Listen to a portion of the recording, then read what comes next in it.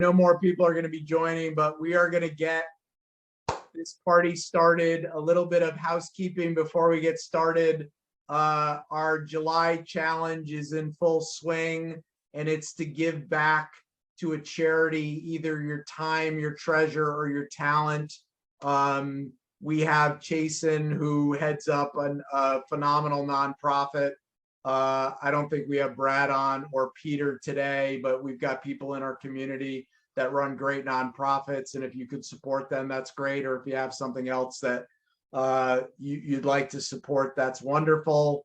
Our humanity expedition to Nicaragua is in February. If you want to get in on that, make sure you give your info to Kathy Leckie. And our retreat in October is almost completely full. So we have 3 spots left. That's it. And we have 3 people that have committed already. So if they follow through, we're probably sold out. But if you do want to get in, please let me know. I am incredibly excited for today because we have an incredible author spotlight. And let me tell you a little bit about the stuff we have coming up. So today's going to be unbelievable. In August 3rd, we have Dr. Taryn Marie Stakel, who wrote a book called The 5 Practices of Highly Resilient People. It's a phenomenal book. And then September 5th, our author spotlight is Hannah Pryor, who her book, Good Awkward, off the charts, phenomenal. And then we have a lounge series with Eric Sherman. Eric has written a bunch of New York Times bestsellers all around the subject of baseball. So that's why it's a lounge series for us. We're going to be talking baseball. He's written 10 books now. And then our Legends series next week, next Tuesday, we have Nate Boyer. Nate was a Green Beret who then went to the University of Texas to get his MBA, walked onto the football team, made the football team as a long snapper, played for the Seattle Seahawks, and now is starring in movies and just started a series on the Discovery Channel. He's an unbelievable guy. We follow that up. Shannon Elizabeth, you may remember her from movies like Love Actually, Scary Movie, American Pie, etc. She's going to be joining us with her husband, Simon. They are conservationists that live in South Africa and living a very, very different life than her life in Hollywood. So it's going to be really interesting to talk to her. And then we follow that up with Brett Hedigan. Brett's a 2-time Olympian, 17 years in the NHL, 13 years as a broadcaster, Stanley Cup champion, and he's the founder of a company called Heady Gear. So we're excited about that. For anybody who's new, our format is I'm going to interview Alisa for probably about 30 minutes, and then we're going to open it up for you guys to ask her questions. All you have to do is put in the chat that you have a question, and we will tee you up and you can ask your question directly to her. But we are incredibly blessed today to have the #1 startup coach in the world, according to the Think 50 and Marshall Goldsmith Awards. She's a top 30 global guru for startups. She has a mere 100,000 followers on LinkedIn. She's a Cornell MBA. She's written for the Harvard Business Review, for Inc. magazine, for Forbes. She's been featured in the Wall Street Journal, the BBC, the New York Times, and Bloomberg. She's spoken at the Naval War College, Harvard, MIT, Cornell. She's a former VP and CFO for several startups. She's a podcast host. She's coached and advised senior leaders at Etsy, Pfizer, IBM, Calvin Klein, New York Times, Dell, Tory Burch, Venmo. I could go on and on and on. and she is the best-selling author of this incredible book, From Startup to Grown Up. So Kathy Leckie, get us started.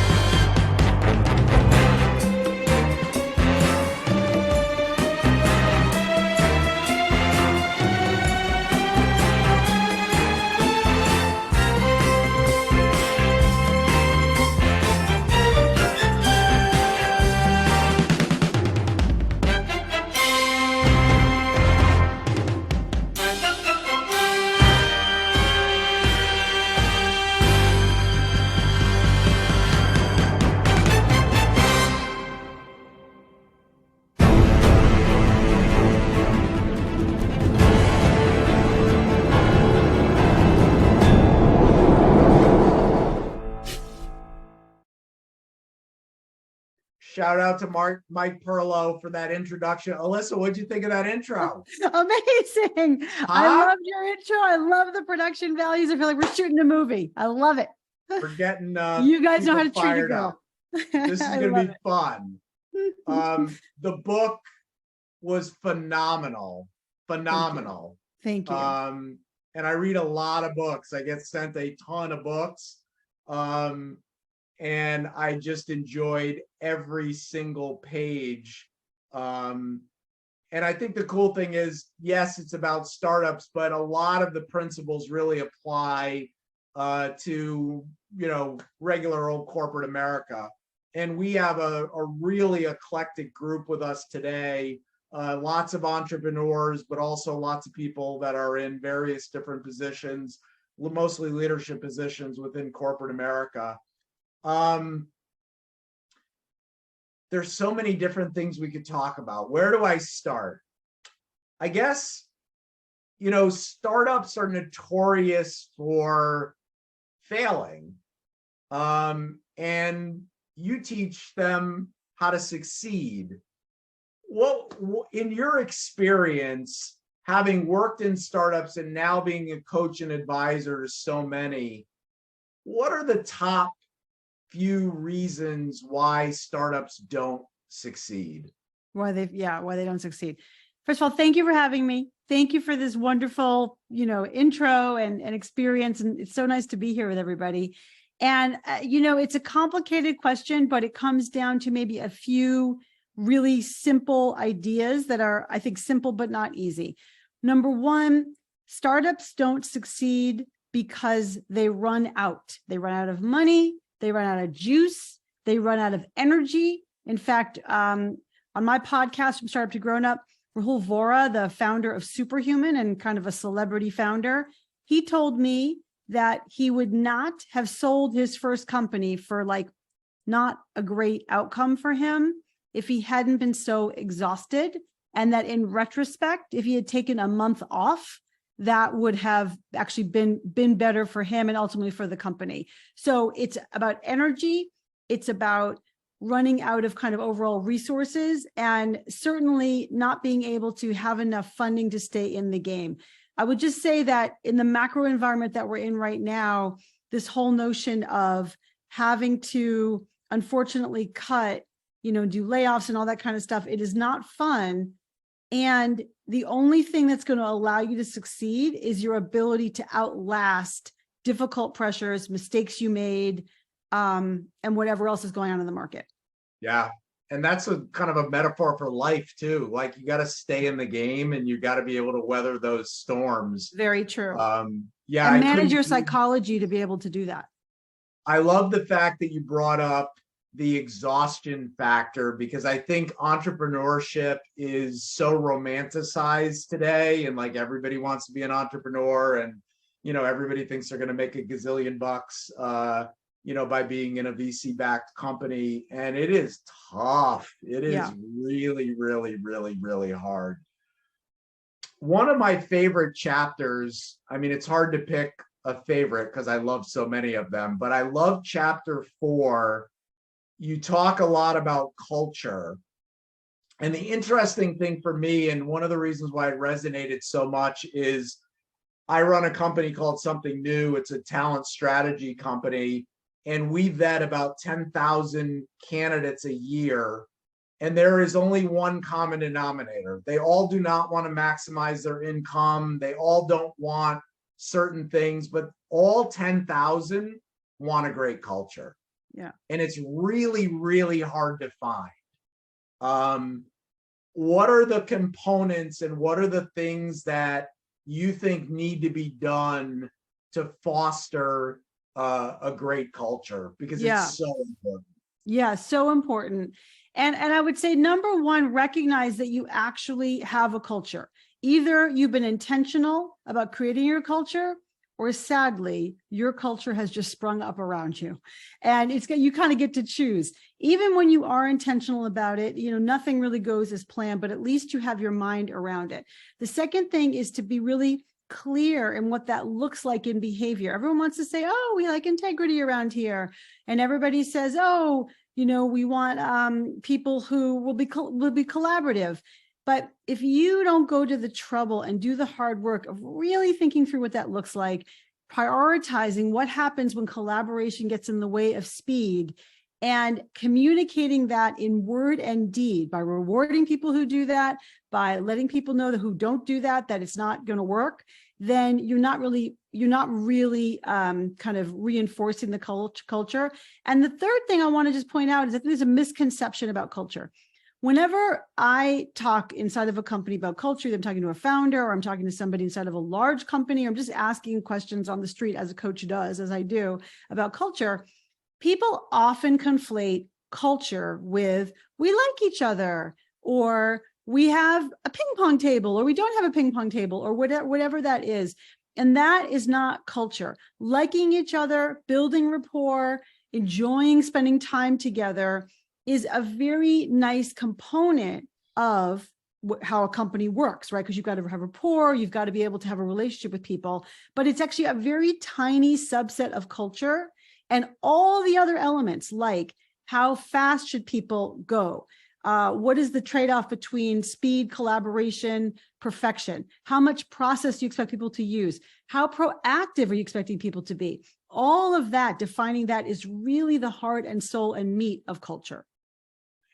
It's so true. And it's funny that you use the ping pong table thing, because when I asked founders, because we work with primarily hypergrowth startups, seed round, A round, et cetera. So I'm always talking to the CEOs and founders.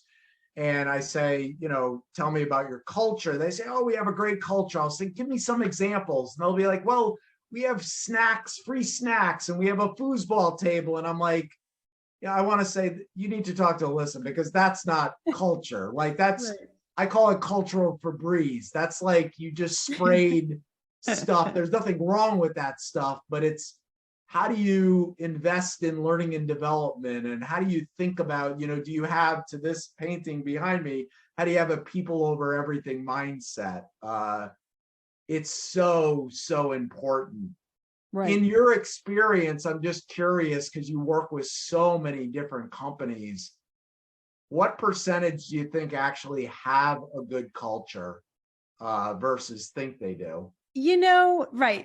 I think another thing you're bringing up is that what the CEO says about culture is very often different from what the people around the CEO say about culture, the employees. So the CEO has a point of view, the executives have a point of view, and the employees have a point of view. And it's, I would say, most often not very aligned, but that doesn't mean it's bad. So, the clients I work with, I would say 50-60% have a well-defined culture. Yep. Now, Scott, when you talk about like good culture, one of the companies I work with has a very competitive culture, a very we like to win culture. Yep. I'm not sure if that's the most people-y culture in the world, but it works for them. And they are able to find the right people who fit in and enjoy and can thrive inside of that culture. So I think what's important to recognize is that you can build a consequential company with a lot of different cultures. It doesn't have to be, we're nice to each other. It does have to be consistent and thought through and, always role modeled by the founders and the executives so people know what to expect. And I think that whole notion of knowing what to expect and not kind of wondering is what leads you to consistent culture and away from toxic culture. Toxic culture is when I don't know what I did wrong, or I don't know how to get things done around here, or you say you want to hold people accountable, but that's not happening around here. That to me is what leads into toxicity. Right. It's so interesting because one of my clients years ago was Bridgewater, Ray Dalio's company. Yeah. And really unique culture, very unique culture, like you talk about radical candor, like to the max. Yeah. And I wouldn't say like it's not for everybody, but everybody knows exactly what the deal is. Like, it's not like, whoa, where did this, it's a well-defined culture. And I would not call it a toxic culture. I would say it's definitely not a culture for everybody. Yeah. 100%. Yeah. That's very well said. It's a very good example on like the far end of what that can look like. One of the, most important things that we have to do as leaders, and especially in the startup world, is picking the teams and picking our people. Because to me, the greatest determinant of your success or failure are the people you hire and the people you hire and then say, okay, I made a mistake. I need to, let them go. And I think it's chapter 5 is about hiring and firing, which is near and dear to my heart because that's really what my company helps people do. Talk to us about kind of those best practices, the things that you coach founders and executive leaders on in terms of best practices for hiring and firing. Yeah. So if you think about sort of starting with hiring, I think a lot about like what goes wrong. So you spend so much time focused on the product, on getting the engineering right or whatever, and then you're hiring a CFO or you're hiring head of customer operations or something. And then you sort of don't go to the trouble of really sketching out what you're hoping that person is going to do. So, think about the jobs to be done and the most important way that that person will add value. So that takes some rigor and some time and kind of bouncing it off people. One of the founders I work with, he tends to he delegates in Asana to this phantom person. So he puts the task like, oh yeah, the head of customer operations should do that, and puts it in Asana. And then after like a period of a month, he has a set of tasks so he really understands the big picture of what he wants that person to do. And then also the set of specific tasks that you're looking for. Then when you find the candidate, I think what people do is like, they ask these generic questions like, what are your strengths and what are your weaknesses? Those are good questions. Those are maybe important to learn to ignite self-awareness. However, what's really important is for you to get a handle on, can this person understand the big picture of the job and then do the kinds of tasks that you're asking them to do? The only way to do that is to ask them questions about what they've done in the past and, really get them to share in detail how they would approach something, how they think about something, their past experiences. And then you can ask them questions about, where did it not work out the way you thought it would? Where was a time that you had to change your playbook in midstream? What about a time you made a mistake? How did you handle that and recover from that? And when they can speak in detail about that, you have a sense that they were actually the ones doing it. When they speak in generalities, and I would even say platitudes, then they might have been the person in the room while it was all happening, but they were not doing the driving. And I would say it's so much more important to get a handle on the details rather than what people do, which is fall in love with a resume. Oh, they worked at Google. Oh, they worked at LinkedIn. And that kind of does the due diligence for you. But unfortunately, you're the one that needs to really get into those specifics. That's a lot about hiring. I can definitely talk about firing, but to me, no, I just wanted to, before we get into firing, it's so, I resonate with everything you're saying. People over-index or they fall in love with, oh my God, the person worked at Google, therefore they must be great for this environment. It's like, no, they might be horrible for this specific opportunity. I think the other thing is, people typically don't have a well-defined process, or they have wildly unqualified people vetting candidates, and it leads to disaster. Very And true. leads to bad hires, which then forces you to make those decisions to let somebody go. Talk about that component, because there's a lot of focus on typically hiring, but sometimes not on the firing part. Totally. And also that middle stage, which is onboarding, right? So doing the work to have an onboarding process for someone, helping them be successful, making sure they have quick wins, actually like the first week and the first month and the first quarter, so that they can kind of fit into the organization. And by the way, the more senior is that person, the more important it is, because they're new and they're getting paid a lot of money. And what are they doing? The more important it is that they have that onboarding experience. However, when you then come to the point, first of all, a lot of my clients and people I talk to in all of the world of startup world, they don't know when to fire. And so my advice is always to think, are you asking the question if you should fire? If you're asking the question, I don't want to say that's the only factor, but I do like the expression, when there is doubt, there is no doubt, right? So that's the starting point. The second element is when you find yourself asking their peers, what's working over there? What do you think? What are you thinking?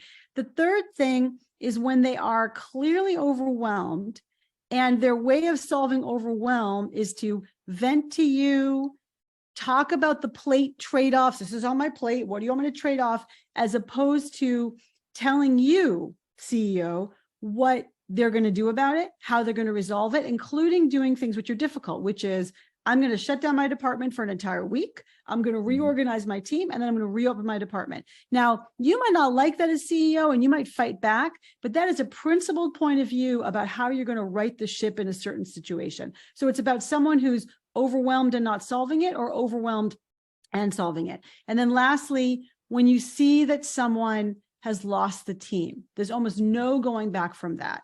So those are the helpful criteria that you can look at, and a framework you can look at to really get your arms around whether or not you have to fire this person. And of course, you're having conversations and giving clear feedback and discussing it with them as you go through. So when the inevitable comes, the hope is that they're not surprised. But even if they are surprised, you can answer the question clearly. Have I been clear? And if you know for a fact that you've been clear, then you have free reign to do what you need to do. Yeah, it's so important. And it seems so obvious, but I always tell leaders, people shouldn't be shocked when they're let go. If they are, that's probably your fault, because you really you weren't clear with them throughout. I think the other part that's interesting to me is, I do agree with your, when there's doubt, there's no doubt. I would say the only caveat is sometimes it's the right bus, but the wrong seat. Yeah.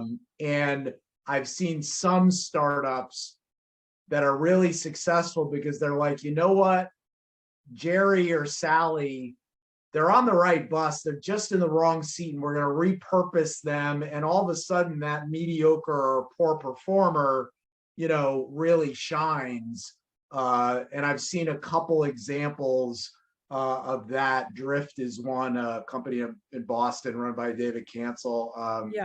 That they've just done a phenomenal job of doing things like that. Yeah. By the way, David is great. And He's so smart. I know. Oh. He's amazing. And I totally agree with you. And also maybe they have the wrong manager, right? There's a lot of other things going on, but definitely this is not working the way it is now. We have to make a change. Hiring and firing and all of that, I think, has become even more difficult. And you write about this in chapter 10, because of remote work. Remote work has changed the way you need to manage people, the way you need to evaluate people, because somebody could be successful if they're working in an office environment and then really, not thrive in remote. Talk about that chapter, because I think that is something that, was forced on companies because of COVID, and now is something that I think companies have to really live with probably for this foreseeable future. And if they decide not to, there's going to be ramifications to it. Yeah, I totally agree. And, the reason I wrote this, so I wrote my book during COVID. And so I couldn't help but notice that remote work was becoming highlighted. And the truth is that when you're executing and enacting remote work or hybrid work, all management tools are in play. And the requirement is that you do them more and better. And by more, I mean more communication, more checking in, more making sure you're on the same page, more processes to help you sync up, and better being pristine, meaning having emotional self-control when something's not going well. What happens is a manager might be, a little annoyed because their perception is this thing's not being done. And rather than address it with the person by just walking down the hall or just poking your head in and resolving it right there and then, they kind of build up a head of steam of their being annoyed. And then when they deal with the person, maybe 2, 3, 4 days later, they've already kind of created a drama in their head when there's either a perfectly reasonable explanation or actually something wrong that they need to help this person resolve. But because they've gotten in their own way, because it's remote and because they can't quite see what's going on, things get heightened. So the sort of excellence of emotional self-control, of management tools, of giving feedback immediately, of doing the right kind of coaching with better touch points is the only key to remote work. And also, I would just say, when you hire people, recognizing that they're going to be working in a remote environment and talking through how you're going to handle that together. Yeah. Excellent advice. I have so many more questions for you. So I'm going to ask a couple more. I won't monopolize it, but you talk a lot about imposter syndrome. And as a matter of fact, I think you had a really good post yesterday on LinkedIn. I think it was yesterday or maybe the day before, about imposter syndrome. This, I don't think, you talk about it in the context of, startup founders and CEOs, but I think everybody has imposter syndrome. I have friendships with pro athletes and Olympians and all kinds of different people. Everybody's got it. How do you overcome imposter syndrome? Yeah, Scott, we could do a whole session just on that. So to your point, the more successful you are, the more likely it is that you have imposter syndrome, which is simply an experience, a feeling, a concern that everything in your life you've accomplished because of luck, but your luck is about to run out. And that is something that preys on people. And at times it can drive them, it can motivate them, they can put it aside. And that's a healthy version of insecurity or imposter syndrome. The problem is when it gets in the way and it leaves you feeling paralyzed. So I'm going to give you a few tools and then we can definitely talk more about them. But one tool is to create a highlight reel. So a highlight reel is thinking through your best of moments, moments that you overcame a challenge, moments that you really showed up the way you want to show up. And when you think about those and you actually spend some time mining those from your past and write them down, like physically write them down, what happens is you have like a document, like a record of the things from your past that show you that you can do hard things, that you can overcome challenges when they appear, and that it's not because of luck, or it's not only because of luck. And so when you can read that to yourself every day, that's a great practice. You can also go take a look at that before you're about to do a hard thing. Actually, one of my clients, a very accomplished CEO, just yesterday sent me a video of a fireside chat that she did. And she was, kind of getting my take.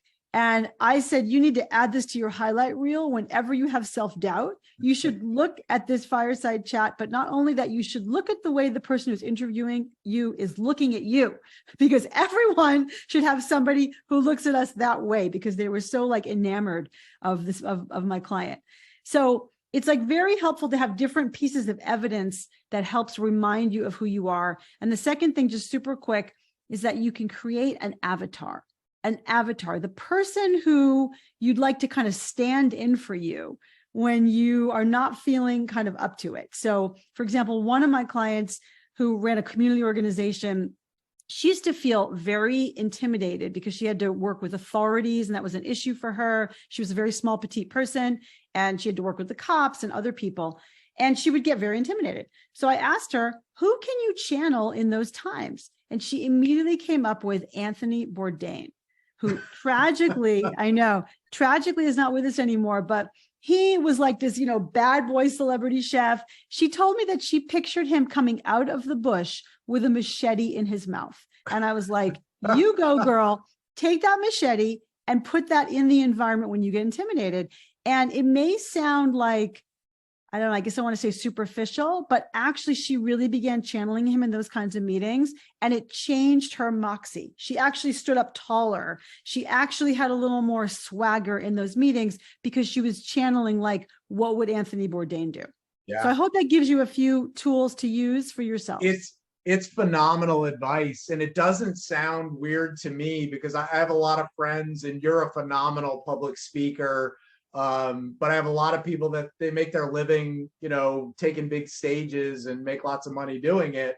And they do all kinds of crazy stuff to get themselves in their right mindset. So it totally resonates with me. All right. I still have more questions. But I'm going to ask you just one. One thing I will say to everybody, if you haven't bought the book yet, first of all, buy the book and then write a review on Amazon, which I'll be doing today. Thank you. But go to the chapter, I call them courageous conversations. I forgot the term you use, but in the back of the book, you give examples, and we're not going to get into that now. That's not my question. It was going to be, but it's really, really good because I think as leaders, or just as human beings, like having courageous conversations is so important. And most people do anything to get out of it and it doesn't lead to good stuff. Right.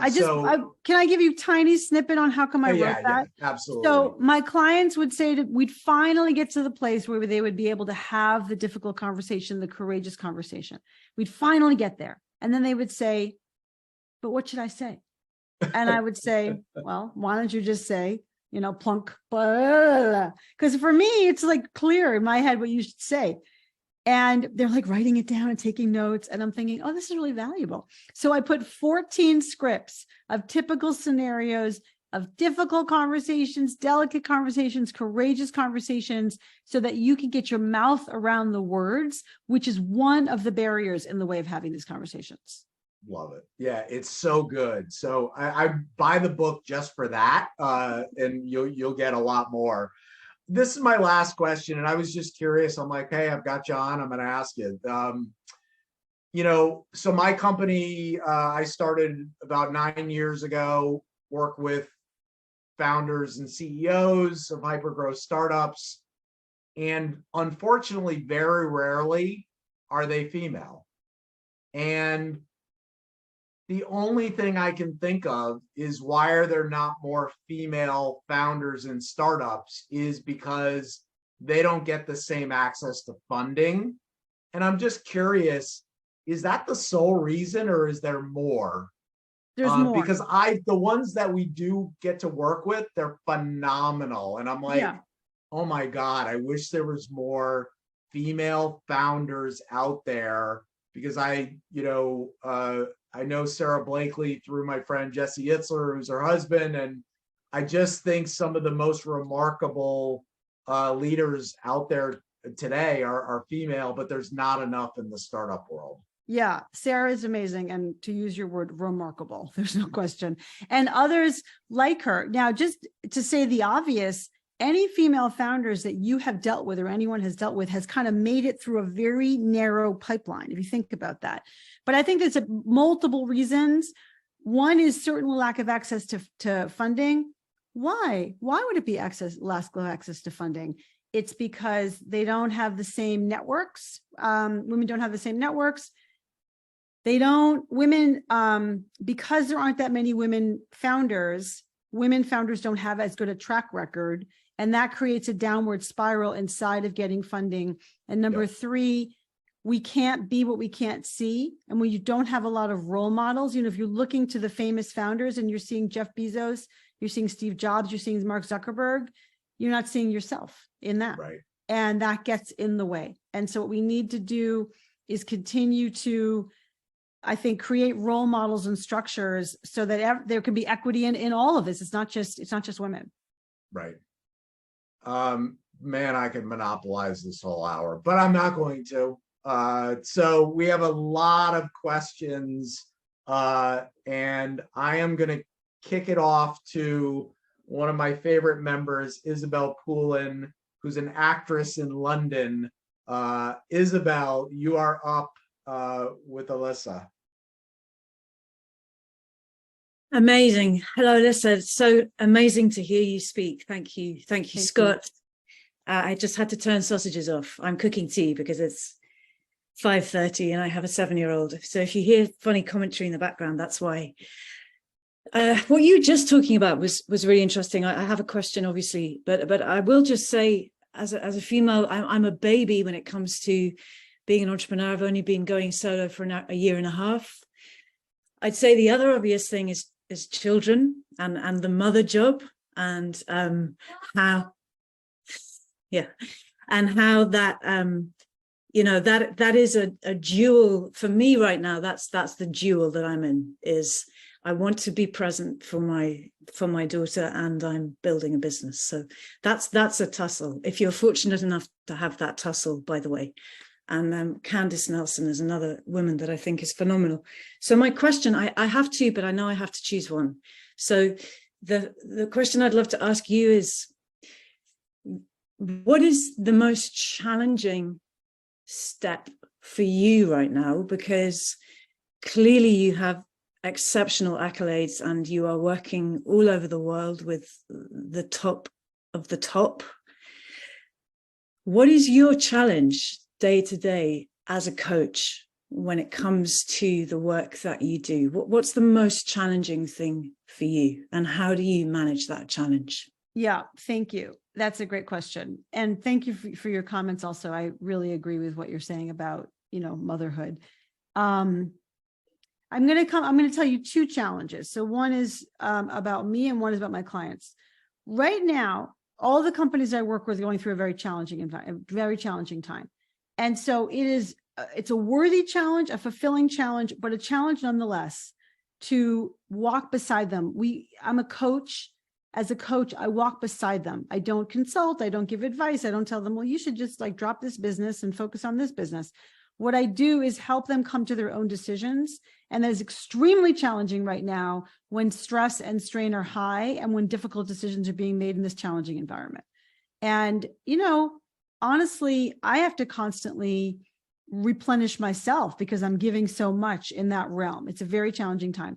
I guess I would say for me in my career is, as a solopreneur, I'm really thinking about scale, right? And so what does that mean? Does that mean, building my email list? Does that mean continue to speak? Does that mean getting different kinds of clients? Does that mean running masterminds? And so there's a lot of choices that I'm looking at in terms of what the next step for my business is, that I would say that is what I'm just, in the question of right now. Thank you so much. Thank you for asking. All right, we're going to Oregon. Bruce, you're up. Alisa, thank you so much for such a wonderful talk. I missed maybe the first couple of minutes, but I got here. So I'm wondering, what is your sense about the C-suite in startups understanding the connection between building a good, solid culture and the effect that will have on the bottom line? Yeah. And the degree to which they need to get it behind that messaging. Yeah. So, and we touched on culture, and I would just say how important consistency is, being intentional about the culture you want to create and then being consistent in enacting that, making difficult decisions in enacting that. So one company I work with, they had a culture of, let's say, I would say sort of collegiate, again, back to sort of being nice to each other, like amiableness, collegiality, even collaboration. And they're trying now to build a culture of accountability. That's a different thing. And it's super important in the stage of the business that they're at. Easy to say, but when you're the kind of founder and the kind of the executive team that's kind of built a culture around amiability and collegiality, you need to change, right? My book is divided into 3 sections: managing you, managing them, and managing the business, because it starts with managing you. The first person you lead every day is the one who wakes up in your pajamas. And so you got to get that head together and recognize that if you want to change the culture, if you want to role model certain things, if you want to value and appreciate certain things, you're the one that has to be courageous and active in making sure that those things are present inside of the company. And that can be very, very challenging for people. But it's essential. You talked about the bottom line. You've got to define what's going to work for your company. So with a biotech firm, a pharma firm, where precision is important, kind of like fast and loose and break things, right, is not going to work. With a company that is trying to find product market fit and you got to iterate quickly, fast and loose is more important than pristine. So you've got to figure out what's going to work for the stage that you're in right now. Thank you so much. Yeah, it's good. Thank A you. lot of people just don't understand how a great culture contributes to the bottom line. And I think, a piece of that is diversity, equity, and inclusion. It's like people don't understand at the highest levels, how is that going to positively impact the bottom line? So I think we have to do a better job at really getting people to understand how it actually does impact the bottom line. It's not just the right thing to do, but it's the right thing to do financially. Totally. All right, we're going to Paul in Florida. Paul, you're up. Oh, wow. First, I just want to say, so grateful for your time, Alisa. I learned a lot. My question is, seems like you've trained with some of the biggest businesses in the world, like all age groups, genders, races. For somebody who's like fairly new to being a solopreneur like Isabel, what like 2 or 3 things would you share that is kind of necessary if you want to be like one of these massive companies and have kind of a global impact? So you mean going from being solopreneur to a massive company? Or yeah, just like having like a massive impact from like where you're starting versus where a lot of these companies are now. Because we all started from the bottom, but like what like 3 things would you share that you've seen have been the most impactful for people to make that leap? To make that leap, and to have an impact as a solopreneur, you're asking, Yes. Right? Okay. So first of all, you have to intend to have an impact, right? I mean, it's like really clarifying your own values, your own mission. To me, the music I wake up in my head with every day is to make a difference, that the work of my hands matters. And I don't just say that. That's what I'm trying to do when I'm at my best, right? In a good moment, every minute of every day. And I think having that North Star drives passion. The second is persistence. Just like I said earlier about what does the successful startup have? It has persistence. You as a solopreneur, I promise you, most things don't work out. They just don't. And so you have to keep, what did Winston Churchill say? Keep going from failure to failure without losing your enthusiasm. Because if you try 10 different things, one might work out. And you might think of it as like, oh, nothing's working. Actually, that one thing worked. And so you got to keep doing that over and over again. And so persistence is everything. Otherwise, you just quit. And I guess I would say, the third thing is developing your intellectual property along the way so that you can begin to learn to scale yourself, because you can't do any of this if you get exhausted. Yep. And you talk about delegation in the book, and that's a phenomenal addition to the book. Another reason to buy the book. Alisa and Alisa, go. Let's go, girl. Hi, Alisa. I'm Alisa. loving the book so far. Thank It's you. made me reflect just a lot about myself and how I lead my team and whether I even want to be a CEO versus like person that's like helped founding the business. One thing that we're really focusing on, because, you know, I'm at 90% virtual. I would say my business partner is hybrid. One of our assistants fully virtual employee, and the other is hybrid, but we all live in like 1.5 hour to 2 hour distance. Okay. And so I was wondering, you know, are you finding that companies with really healthy and strong cultures are putting an emphasis on doing in-person activities? Like I know in the book you mentioned doing like online social activities together, but are you finding, especially in this like hybrid work environment, that, you know, we should be putting more effort and energy into getting people together in person? And if so, like how often is once a year enough? You know, is that kind of the bare minimum, or yeah, like how frequently should we be doing this to get our team together? Yeah, great question. Even pre-pandemic, this was something that was researched pretty thoroughly. And the research is clear. The best virtual teams work the best together when they can meet in person at least once a year, preferably twice a year. And so that's still true, right? The laws of time and space have not, you know, sort of changed that. I think it's even more important when you're working in this environment where remote work is becoming more and more common.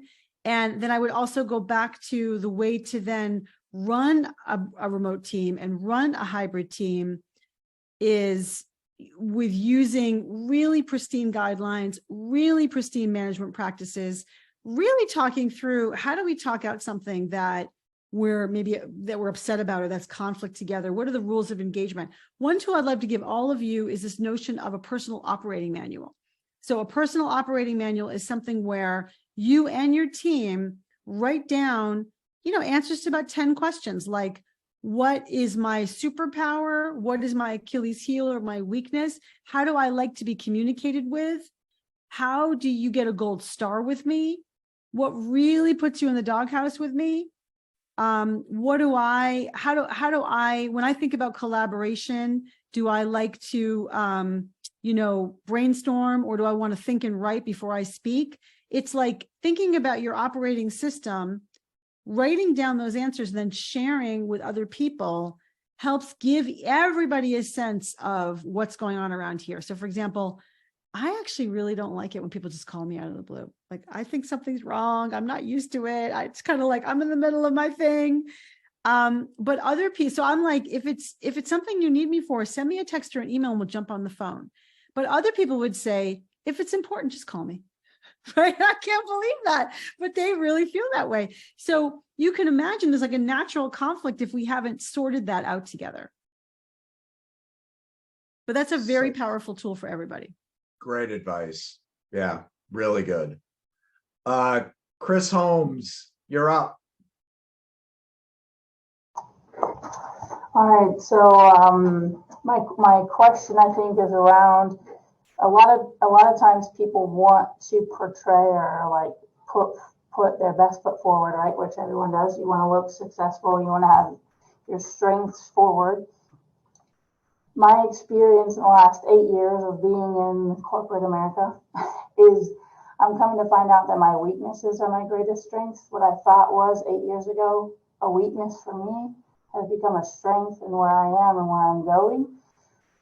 In your perspective, how have you seen like weaknesses be used for, you know, growth, for scaling, for whatever it is, right? So all these positive outcomes that people are looking for.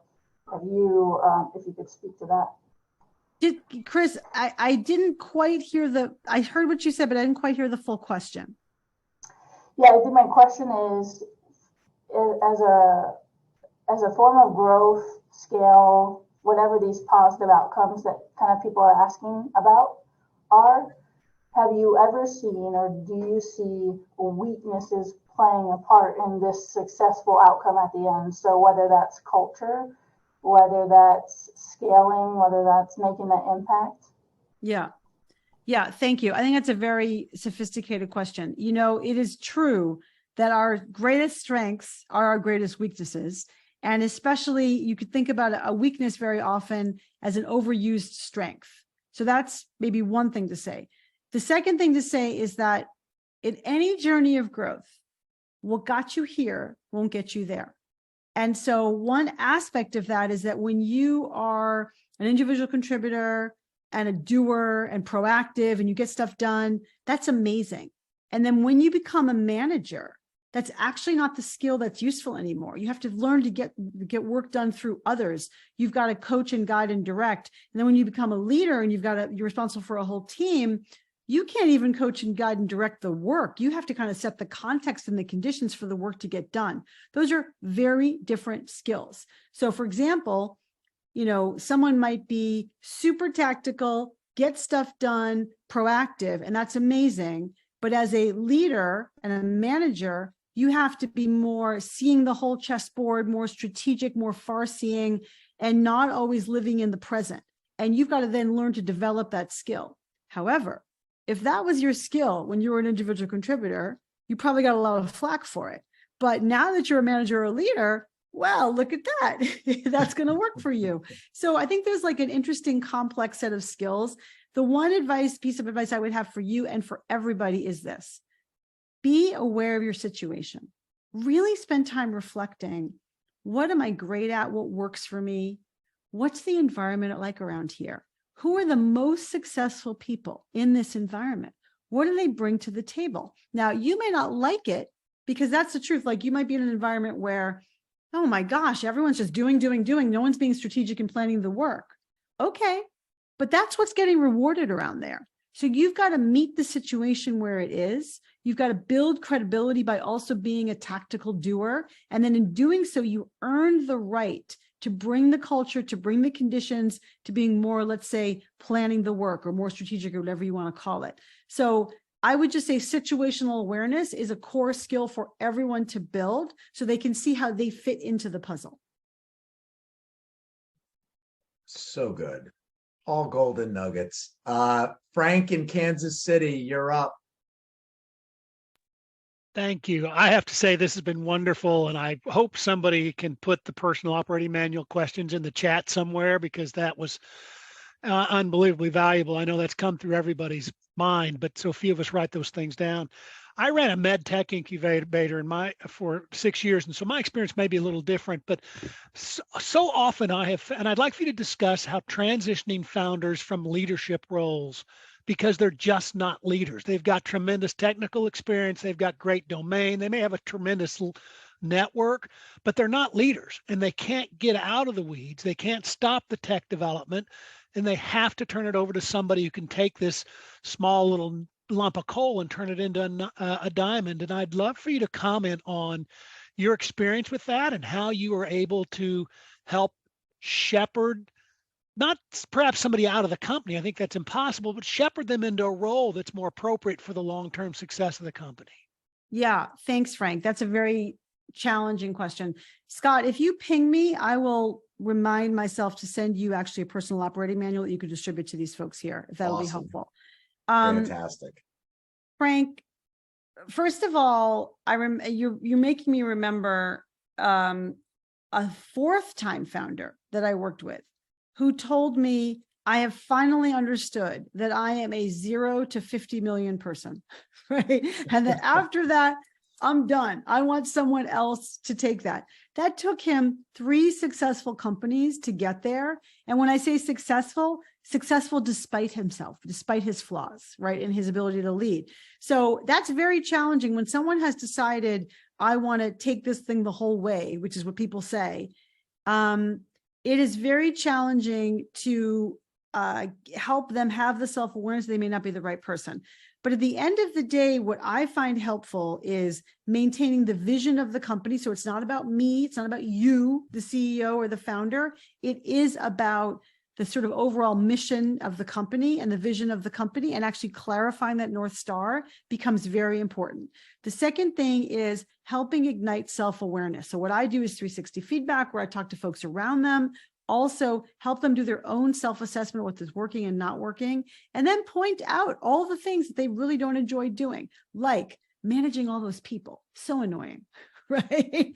Or doing the budgets, or operating the cadence of the company, and helping them understand that actually there's someone out there who could really do that easily, plenty of people, and that the highest and best use of a founder is to be a spiritual leader, is to be a customer generator, an ambassador, is to be a creative product person, usually in a small tiger team doing like, sort of R&D for the future.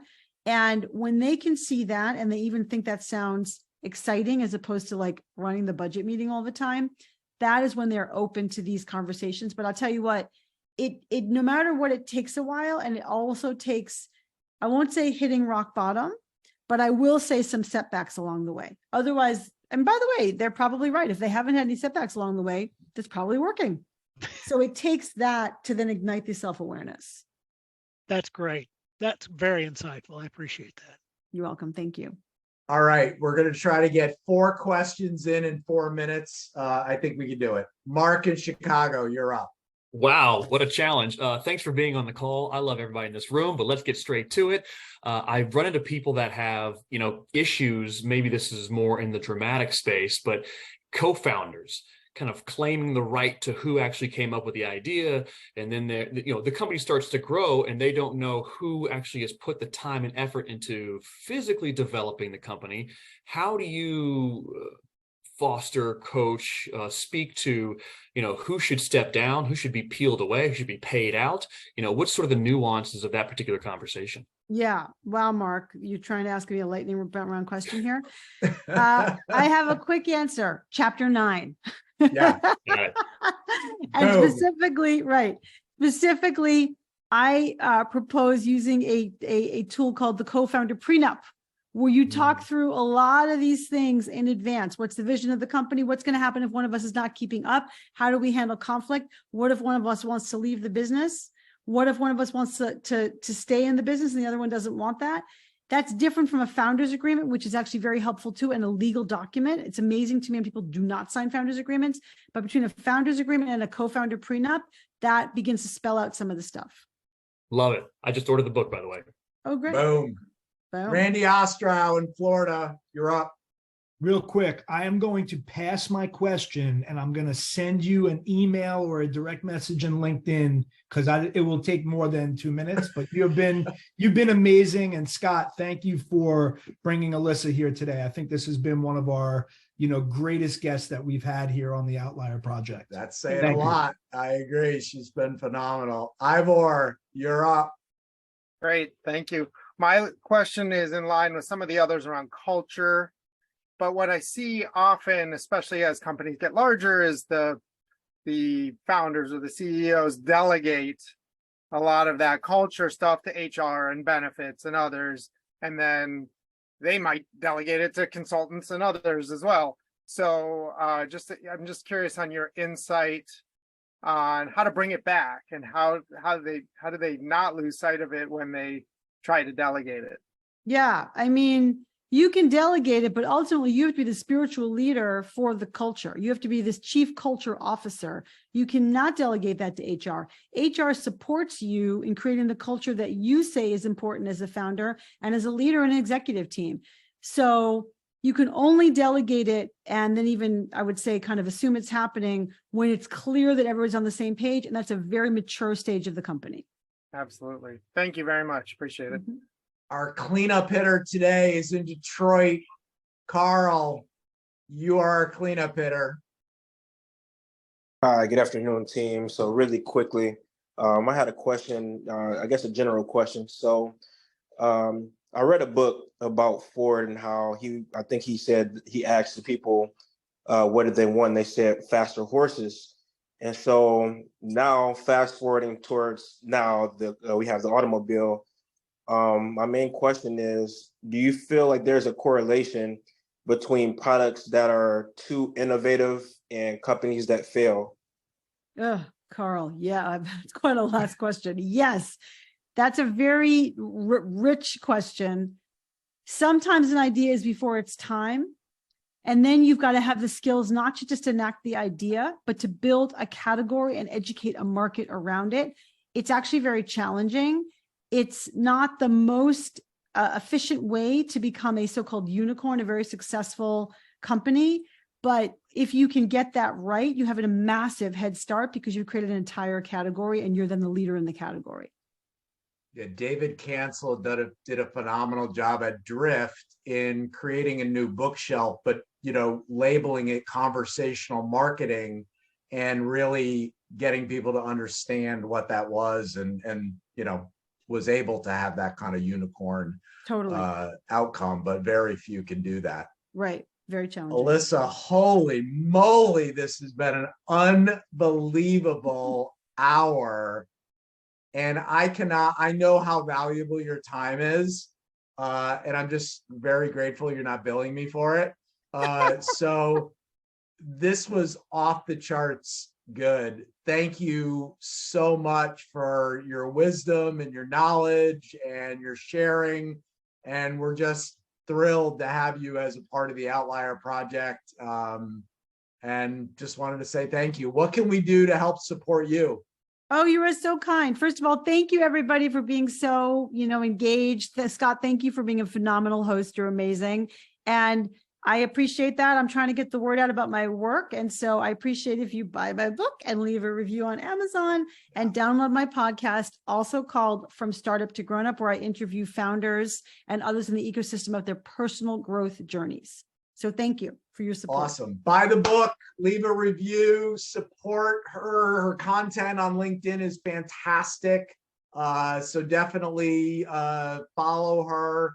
And again, thank you so much. That was tremendous. Thank you very much. Anyone who wants to stay on for a little bit of overtime, I'm happy to. I think I can hang out for a couple minutes. Let me